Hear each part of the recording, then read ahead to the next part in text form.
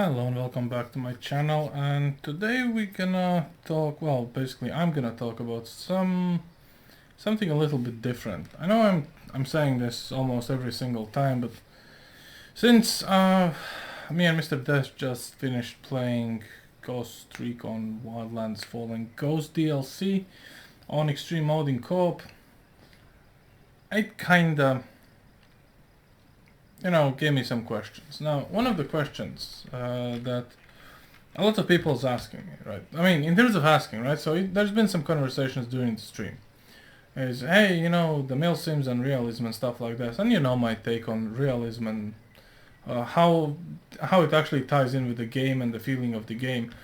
And when it comes to immersion, right? So this is so let's talk about the actual immersion. So what does it mean, immersive, right? So if you actually break it down, what it means to immerse yourself into something means that you would like to play or do things in a way that resembles the actual real thing, right? So, and as I explained multiple times, it's very hard for me to take this game either realistically or immersive, because both of those things are pretty close together. You can't have, well, it's my opinion, first of all, you can't have immersion without realism. However, you can fill that void by creating rules.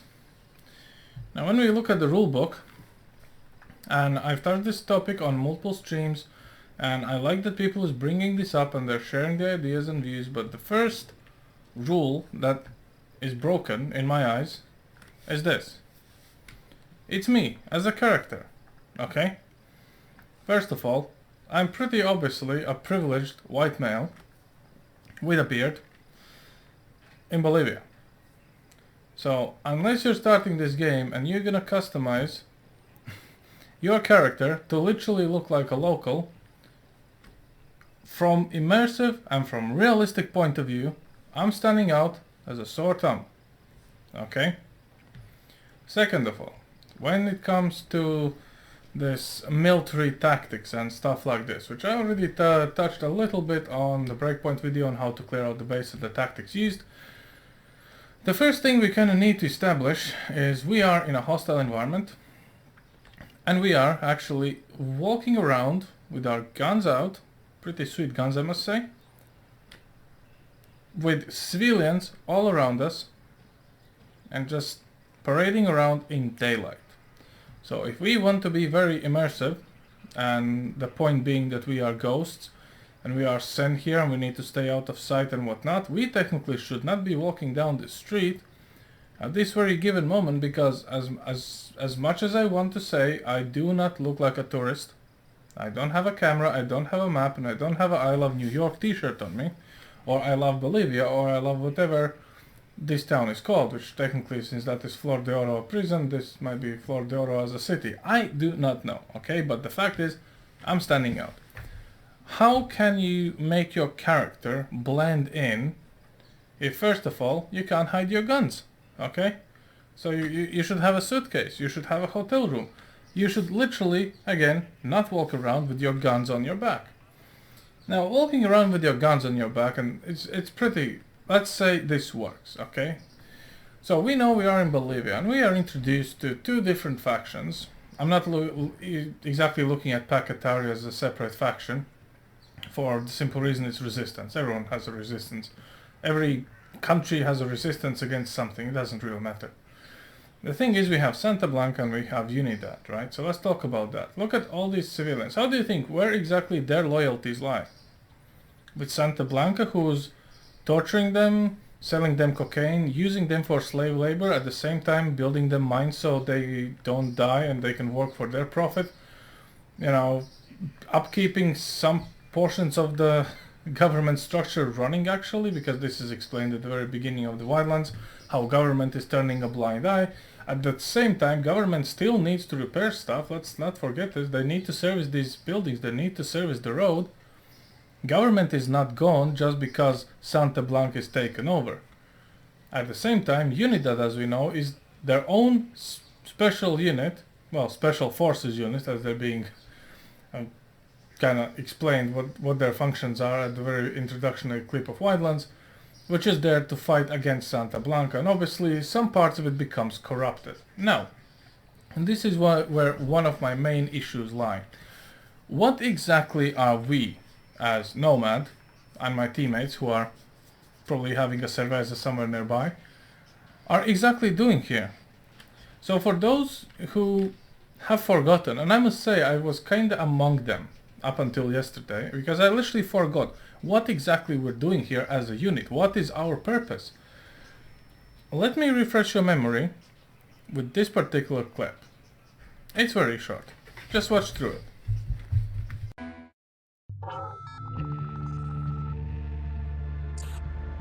Last week, a crude explosive detonated outside the U.S. Embassy in La Paz, Bolivia.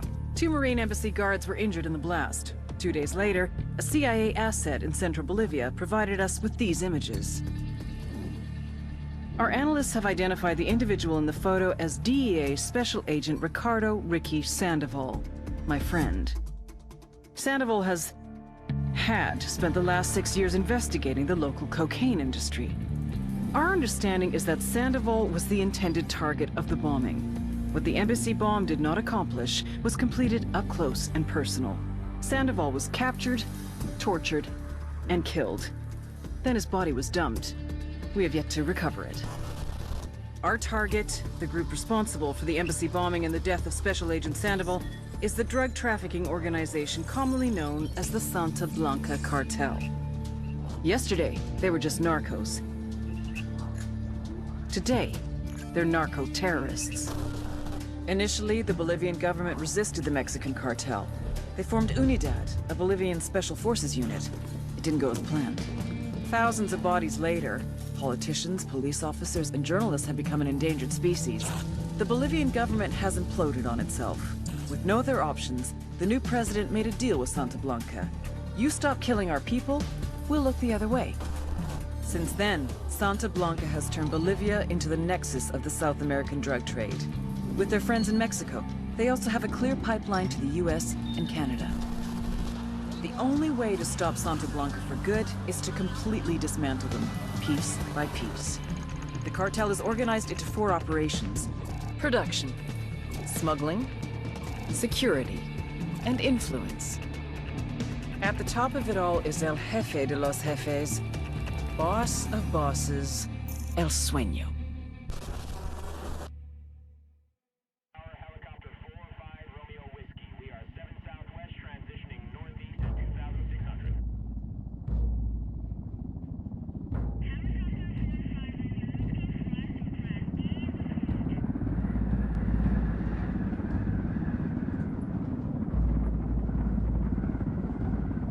The agent they murdered. You knew him? He was a friend of mine. Sorry for your loss. I could say it comes with a job, but it doesn't get any easier. No, it doesn't.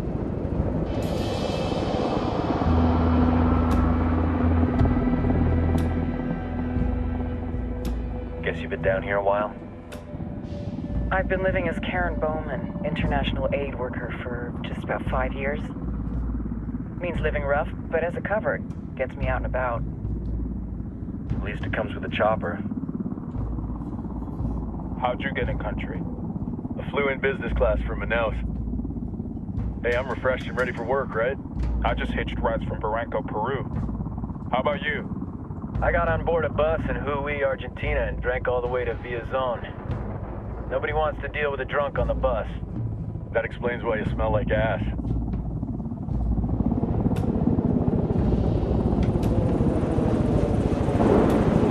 I've heard rumors about you guys.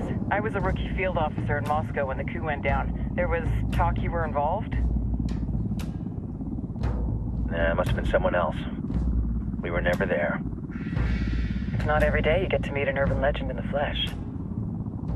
Huh, you should tell that to my kid. Maybe he'd listen when I tell him to take the trash out. Is it hard being someone who doesn't officially exist? You tell me, Karen Bowman, international aid worker.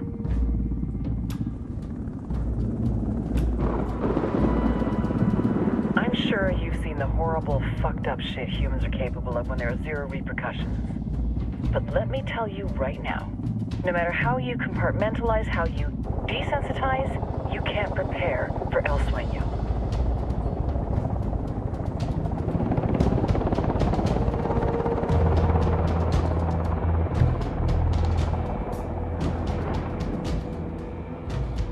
He's got a religious streak that rates pretty close to delusional. He's taken vows of poverty, chastity. If he's not in it for the chocha or the money, he's in it for the power. This joint task force is CIA, DEA, JSOC. I'm your resident spook for this ride. Welcome to Operation Kingslayer. Our briefing said there'd be a contingent of locals. The Kataris 26. They're a group of rebels who've been giving Unidad and Santa Blanca some resistance. We'll meet their leader, Katari, soon as we touch down. Bolivians have a long history of hating us Yankees, but this time, let's hope the enemy of my enemy will be my friend. But don't turn your back on him. I'm not going to.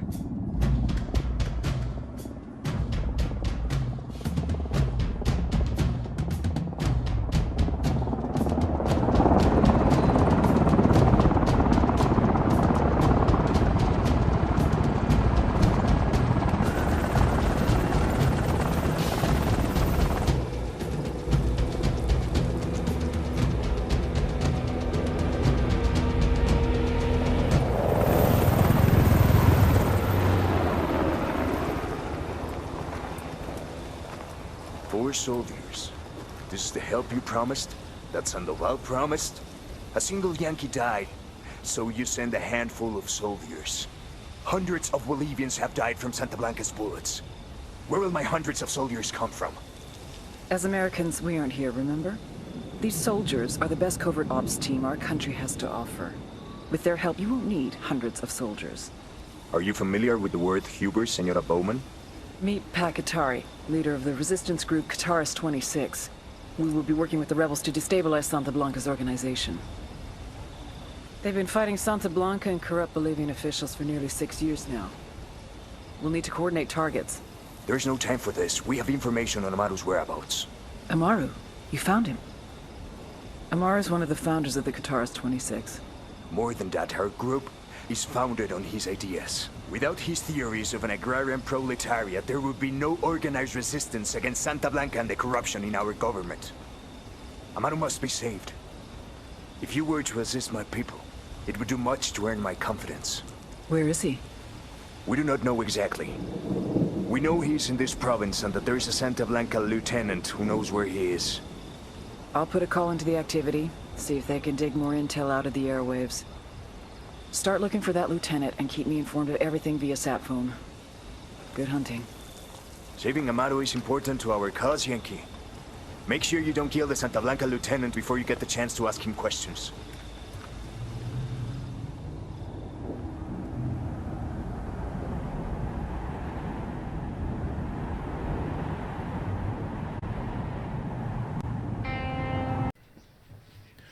So I believe you actually watched through the clip. Maybe not, maybe you fast forwarded. I don't know, okay? What I do know, however, is the fact that we are basically here because Ricky Sandoval was killed by Santa Blanca and he was the friend of Karen Bowman. So he was also CIA, right? Okay, so a CIA representative in Bolivia's embassy, which to be honest I literally have no recollection of that we will ever visit during the game. We basically need to go in and investigate because, you know, there's American murder. Right, fair enough. At the same time, this is a bit weird because, see, the point is, why the hell we are covertly here? You know, this makes literally zero sense. And the reason I'm saying why we are covertly, even if Unidad, right, is corrupted at some point, within some of the branches, there's some lurking corruption going around. It doesn't mean that every single one of these guys is corrupted or their commanders is sold over to Santa Blanca. Most of these branches, I pretty much can guarantee, as in every country, some people are corrupted, the rest of them are still loyal to the system or loyal to their own goals, why they actually even joined the Unidad. If we are assuming these are special forces, assumingly, that means they can think. That means they know what they're doing, they can evaluate the intel given to them, they can evaluate what's their mission and the purpose, because the purpose for them is not exactly, you know, to oppress civilians. They're technically were created specifically to fight Santa Blanca. So if we take this fact into the account and we start looking at the bigger picture here, we basically have no need or requirements to engage with Unidad at all. Like quite literally. This is a third party. This is their own home military force which is actually doing whatever needs to be done. And the problem is they're not really doing much. However, we, on the other hand, as the Ghost unit, we are shooting at them. Now when it comes to international diplomacy and politics and policies, when it comes to that, stuff gets a bit more complicated, right? However, I would understand that CIA do not want to be involved because, you know, there might be a leak and whoever of involved parties might take it out on the civilians. See, civilians are always used as a shield. However, in this game, they're not really being used as a shield. See, the civilians in this game's narrative, they are completely disregarded as anything that should be protected or freed. You see, we go for Mother Coco's cocoa plantations, right? We free the workers, we free some rebels, and that's basically it. At the same time, if we look at the scale of this fantasy world, emphasis on fantasy, we see there's a lot of different things. We have a lot of people we need to kill to get to Elsenia. I'm not talking about the game mechanics where you can just kill two dudes, technically, you know, head of production, I do believe, as security, and you will get to El Sueño. I'm talking about literally going through all these guys to get to El Sueño.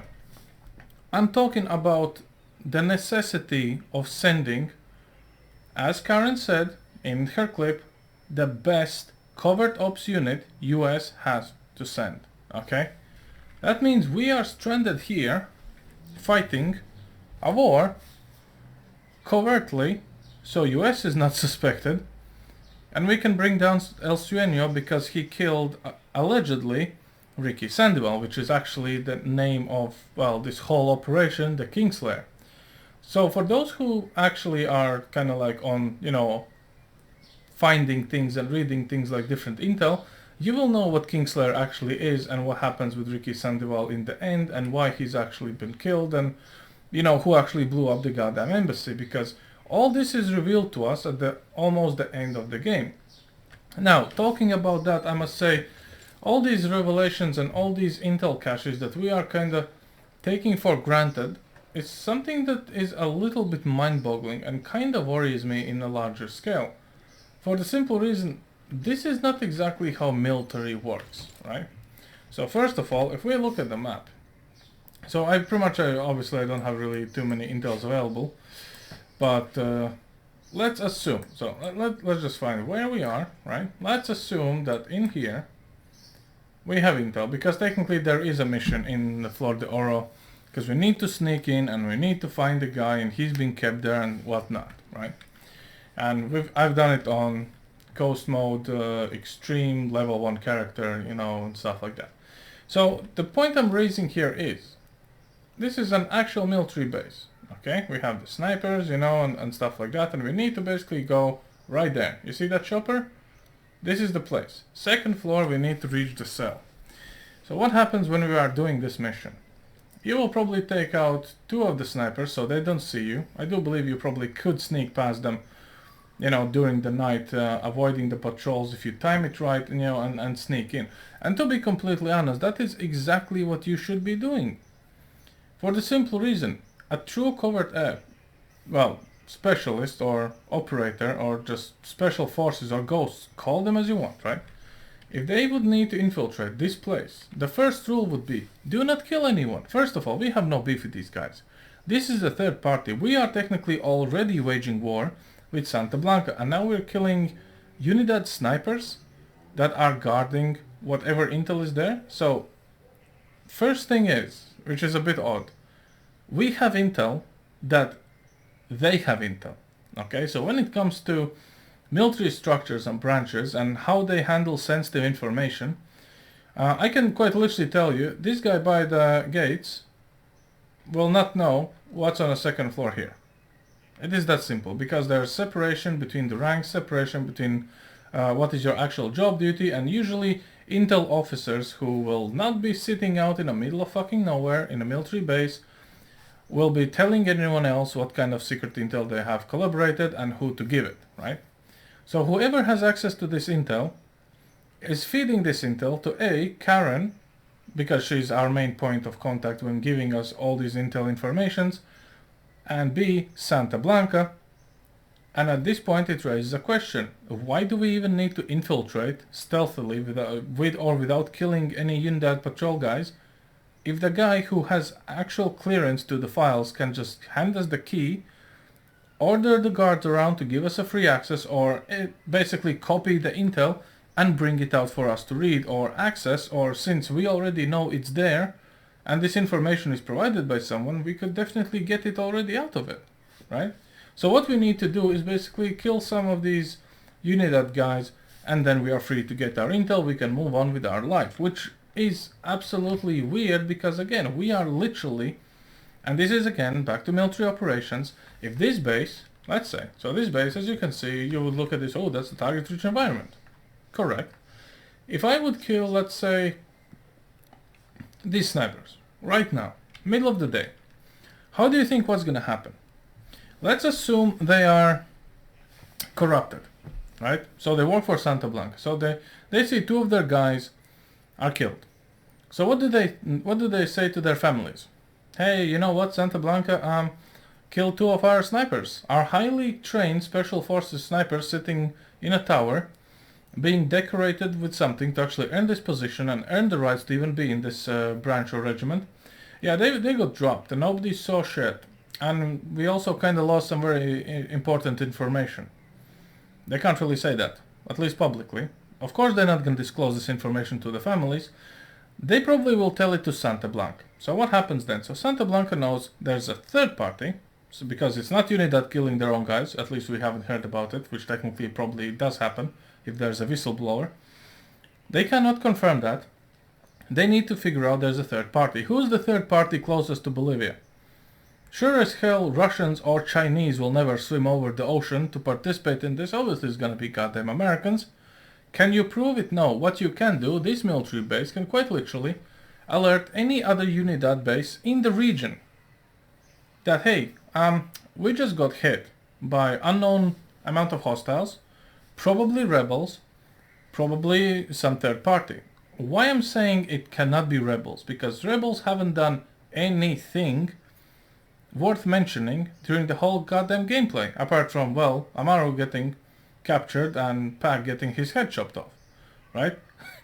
I mean, they wouldn't actually stage an assault on this establishment here because they clearly lack A, the skills, B, the knowledge or how to, and C, well, the basic gear. As if you would actually take a look at your run-of-the-mill, so to say, resistance fighters, which are technically right down here on the street, you will actually see what I mean.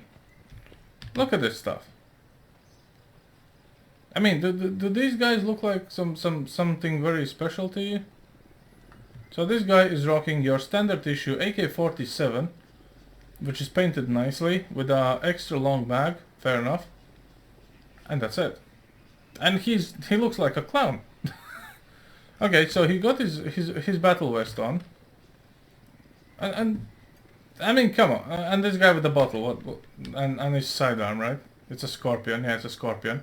Who the fuck even carries Scorpion at this time? Floating in air, right?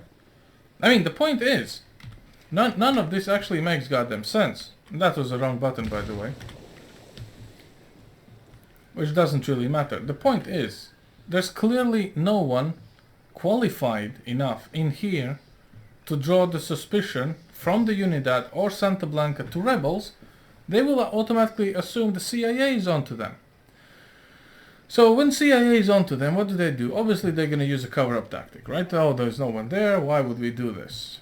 And I kind of agree. CIA would not send the best unit they have to destabilize a whole region's cartel, which is obviously paying into the country they're shipping their stuff into, right? Okay. I know there still exists some of the people who thinks that, you know, the smugglers and the guys who are pushing drugs, that they're hiding the bags in their ass. There are certain group of people who are hiding drugs in their ass. I'm not gonna say it's not true. However, the most of the stuff being pushed over the border is paid for. It's paid by the customs on the border. There's guys who are literally bought off, they're bribed, yes. And it's a big issue for, I don't know, I can't really name a country where this is not an issue. Even countries that claim they have, 100% of control. I mean, even, to be honest, let's look at Australia, right? They have one of the most tight border controls in the world. I mean, that shit is insane. The technology they are using on their borders to scan literally your own ass in 15 different angles to find whatever unlicensed fruit you're gonna bring into their country. Even they admit they cannot find or stop everything when it comes to drugs or the same prohibited items. Quite literally, and this is the fact. And we somehow magically, or the CIA has figured out, we're gonna take over and we're gonna destroy El Sueño because Karen, which is apparently a CIA, spook, is on a revenge path because Ricky Sandoval wanted to turn our attention to this. The briefing clearly says he's been here for years. He's been running reports on cartel activity, so he was so deeply embedded in Bolivia, he became a threat to El Sueño. However, at the same fucking time, when you look how deep El Sueño goes, Ricky is definitely not a threat because El Sueño already is expanded everywhere outside of Bolivia, and this is actually also talked about, a bit more at the ending of the Wildlands. So when it comes to El Sueño being killed, right? Let's say killed or removed. Let's look at this tiny little fragment from the end game of Wildlands, and we'll come back after that. Trivia question. What happens when you give immunity to a drug lord? Ding ding ding. You get a dictator. Taking out a drug lord is one thing, but stopping a dictator? You need a few more than 4 operators for that. My career, my freedom, my life is not worth more than the people of South America. Obviously, not everyone agrees, which is why I'm most likely now in a federal correctional institute, getting 3 hots in a cot for the next 45 to life for murder. By now, CIA has probably released an official statement saying the case officer in question is no longer employed by this agency and acted in direct opposition to her superiors. Her actions have caused great harm to the continued efforts of the intelligence community here and abroad. And guess what? They're right. I would have done the same thing as them. No hard feelings here. I just hope they don't leave Bolivia. Without Pakatari, the rebellion will tear itself apart with infighting. Unidad will make a deal with the next criminal organization that comes along, and the remains of Santa Blanca will split off and form new mini-cartels, all with shitty names like Nueva Frontera Cartel, Barrio Familia, and Los Hijos del Sueño. Everyone will continue killing each other for that coca. I wonder, if God knew all the destruction that this little leaf would bring, would she have still created it? Or maybe that's exactly why she did. I don't even know anymore. But it's no longer my question to answer. So I leave you with this. In the dying words of Augustus, founder and first emperor of the Roman Empire, have I played the part well? Then applaud as I exit. Bowman out.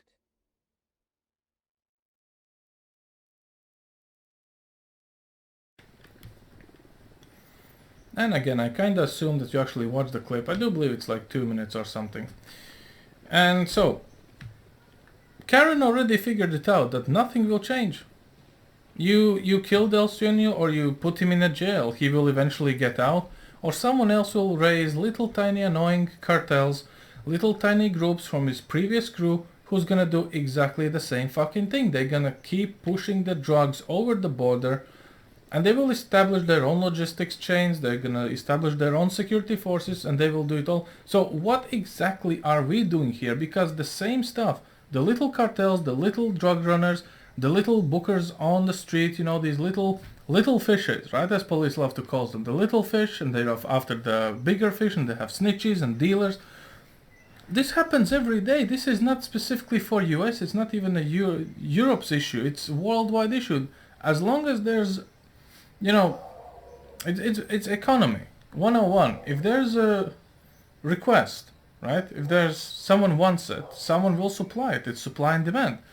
So, I mean, come on. What is our end game here? To kill Sueno because he just managed to be on top? At the clip at the very beginning, you can see there's a long list running of all the things, and they said they went from the drug traffickers to global terrorists, right? Because they seized the power. Because basically, government itself made a deal with El Sueño that, hey, stop killing our people, allegedly, and we will basically let you do whatever you want. So my question is this: why the fuck are me or us as ghosts in here involved in this bullshit? Okay? Because at the end of Wildlands, Nomad actually says, why are we here? Karen, did you know about this? That actually it was Ricky who blew up the fucking embassy? And she literally says, yeah, but you know, it's how it is. We had to do this because El Sueño is a bad man. I mean, do you really think the best covert ops unit the US can send needs to go after someone who's bad? Do you really think the CIA hit list consists of, what, 5 people? Holy shit, man. That is stupid, right? I cannot believe this is immersive or realistic if we are looking at this story. Now, back to the realism, right? And immersiveness, let's call it. So I'm a white, privileged guy walking down here with my guns. Civilians are not reporting to me. Well, they're not reporting me to Unidad or Santa Blanca because there's someone walking around who might or might not be responsible for killing either their cousin who joined Santa Blanca or their uncle who's a decorated military personnel in Unidad. They don't know. All of them, all these civilians are very happy about us and are sharing intel with us where the weapon attachments are, where certain things are. They are happy to help because apparently they are tired from both sides, right? Okay, so what exactly are we doing? We are killing people. We are killing people a lot. When you look at the basic engagement here, and unfortunately it's kind of hard for me to pull up the stats, but I'll try my best, right? So just quickly take a look at my current stats for this. So C4 mine kills, 379 kills. Okay, so this is literally just from the C4 and mines. So at this point we can easily multiply this during my playtime throughout. I would say we're close to about 2,000. Okay, because I've been killing Santa Blanca and Unidad left, right and center for the simple reason, you know, what if they become a problem? I'm not really stealthy, to be honest. It kind of shows the tactical at 70%, which probably is I shot first, and that's pretty tactical to me. So let's assume I just killed 500 people, because C4 and mines, this is a very small thing. It's basically just your cars and stuff. So what happens is, I've killed 500. 500 by one unit in a country where we officially do not exist. That's a war crime. It's simple as that. There's no such thing as a Fifth Amendment as that's been preached in Splinter Cell, right? No one is invading us. Drugs are being pushed before this guy was even in service, okay? Stuff like this happens all the goddamn time. So at this point, I'm basically killing everyone just to achieve what CIA wants for me. At this point, I'm not really this special operator. The game is trying to sell me. I'm basically a hitman. I'm an assassin. Because end of the day, all those innocent people, all those Unidad guys that were just doing their jobs, how many of them I've killed? Jesus fucking Christ, all of those guys have families. So if I split 500 people I've killed, which definitely is more, but just for consistency, let's take 500 people. Half of them, let's split 250 Santa Blanca, 250 in Unidad, right? How do you think, where did they get their personnel? Outsourcing? They're not importing anyone from any other country, or maybe possibly from a local countries nearby, but mostly it's gonna be the locals. So if I kill 250 from Santa Blanca, they will have brothers, sisters, mothers, fathers on the local side, and you know, usually these kind of families are pretty large, and that's not an insult, I must say, that's actually pretty amazing. And the same goes for Unidad. So this 500 people I've killed, at least 1,000 people will actually miss them, minus give or take I would say a 50, 60 for those orphans who just grew up on drugs and cocaine and a gun, and they trying to be, you know, in cartel and make their work for it and become the boss, which they know will never happen, so they snort all the cocaine and they die of OD. But in this very point, I don't understand why people believe that, you know, being this operator is all about, you know, the kills, the thrills, the champagne, the stealth, the headshots, the operator. You are literally doing moral choices that are impacting the lives of all of these people. So technically, if I wanted to play this game immersively, this is exactly what I would do. Move around, only during cover of the night, not kill any Unidad personnel whatsoever, so we're not actually picking fight with two fronts, because by killing someone, oh, but they might be corrupted. I have no proof of that they are corrupted, okay? There's no one pointing a finger, giving me evidence. This guy by the gate, he's corrupted. He works for Santa Blanca. He works for El Sueño. I don't know that. I'm killing them because they're shooting me, because they have orders to kill me on sight because I'm a possible threat. God damn it, I'm a jacked up dude with, well, a 50 cal sniper rifle usually, a high-powered assault rifle, a drone that basically scouts out the locations, and 3 other guys wrecking base after base, killing their friends, family, loved ones, and whatnot. Of course they're gonna shoot me on sight. Who wouldn't? I can't really blame them. It's also their duty, which are, by the way, they are still upholding. I haven't seen Unidad rolling through the villages and oppressing civilians every step of the way. Santa Blanca does. They put the bodies next to the road, right, to scare you what happens if you mess with the cartel, and most of the missions are like this. So if I want to play immersively, first of all, I need to stop killing Unidad completely. Okay? Also, for the situation, I know someone will say, yeah, but what if about those patrols where you see like 2 Unidad guys talking with 2 Santa Blanca guys? They're clearly corrupted. So, this goes back to the family. So what if one guy, a brother, goes down the wrong path, joins the Santa Blanca, and his decorated brother, or uncle, or father, who is a Unidad personnel, lives in the same house, provides for the same sick mother or grandmother. There's always a black sheep in a family. Let's not pretend that's not true. And they meet up and they try to catch it. The Unidad guy is trying to keep the Santa Blanca guy out of trouble because it's basically his son or brother, and he says, hey man, listen, stop this shit. We have a raid coming. Get your ass out. Don't make mama sad, right? Or the Santa Blanca guy says, hey man, don't go there. Just stay home sick. We're gonna hit that convoy. We're gonna get that supply from the Unidad convoy that's trafficking guns or, you know, getting supplies. They might be working together. Doesn't mean there's 2 different persons and both of them are corrupted.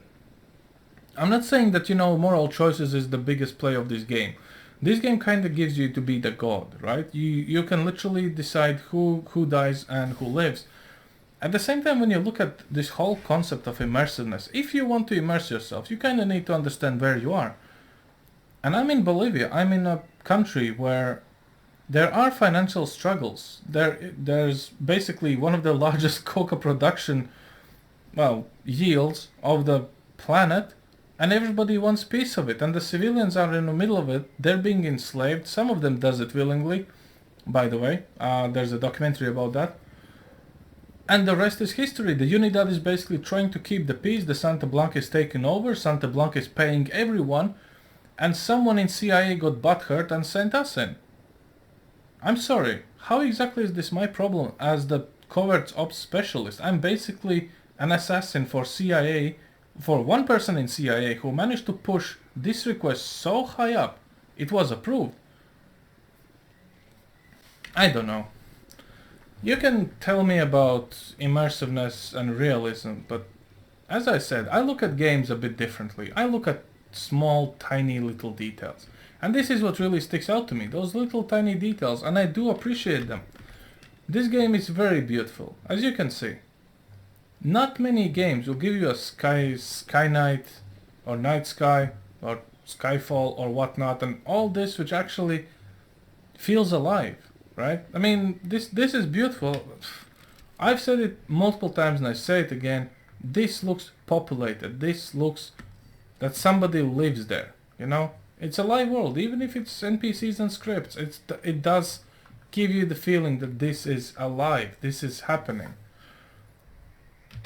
But once we get down on the ground, the story is completely different. So yeah, you can write a rule book for yourself, absolutely. Write too. Rules of engagement. But if you want to be immersive, if you want to actually be a covert ops specialist in this country, well, don't kill Unidad, don't ever get seen by anyone because you don't know if they will report it, and, you know, never get detected and somehow get shit done while killing most of these dudes. And of course bringing peace and prosperity and balance to the force throughout the whole country, which Karen already said will never happen because it's just how life is. Anyway, I would like to hear your thoughts on this matter, and yeah, comment down below.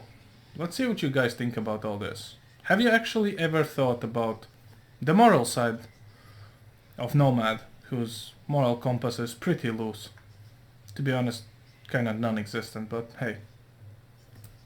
Looking forward to your comments, guys. See you next time.